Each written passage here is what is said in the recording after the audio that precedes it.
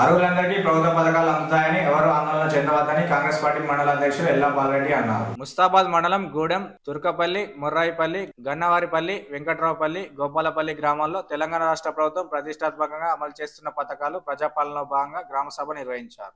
గ్రామ సభకు ముఖ్య అతిథిగా మండల స్పెషల్ అధికారి శ్రీలత, కాంగ్రెస్ పార్టీ మండల అధ్యక్షులు ఎల్లా బాలరెడ్డి విచ్చేసి గ్రామ కార్యదర్శి నేతృత్వంలో 4 పథకాల అర్హులైన జాబితాను గ్రామ సభలో ప్రకటించారు. రైతు భరోసా, ఇందిరమ్మ ఆత్మీయ భరోసా, రేషన్ కార్డు, ఇందిరమ్మ ఇండ్లు పథకాల లబ్ధిదారులను గ్రామ సభలో ప్రకటించగా పథకాల్లో రానివారు ఆందోళన చేశారు. పేర్లు రానివారు మళ్లీ దరఖాస్తు చేసుకోవాలని సూచించారు. అనంతరం ఎల్లా బాలరెడ్డి మాట్లాడుతూ కాంగ్రెస్ పార్టీ ప్రజాపాలనలో భాగంగా పేదలకు అందిస్తున్న పథకాలన్నీ నిరంతర ప్రక్రియ అని అన్నారు. ఈ కార్యక్రమంలో CESS director Anjireddy, parliament co convener Kanaveni Chakradhar Reddy, మాజీ సర్పంచ్ చిట్నేని సరిత శ్రీనివాసరావు, మాజీ ఎంసీ చైర్మన్ అంజన్ రావు, ఆయా శాఖల కార్యదర్శులు, మాజీ సర్పంచులు కాసాల పద్మ, దుర్గాప్రసాద్, సడిమెల సుజాత, ఎల్లం లక్ష్మణ్, నరేష్, మాజీ వార్డు సభ్యులు, వివిధ శాఖల అధికారులు, కాంగ్రెస్ నాయకులు, గ్రామస్తులు పాల్గొన్నారు. 10 సంవత్సరాల నుంచి ఒక్క రేషన్ కార్డు కూడా ఇయ్యలేదు.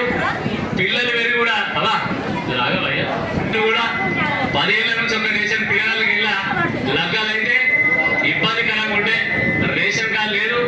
పిల్లలు కూడా 10-12 ఏళ్ల నుంచి రేషన్ కార్డులో కనీసం పేరెక్కియలేదు. ఎక్కితే మీరు మీ సేవకు అప్లై చేసుకుని మత్తు సారి చెప్పారు.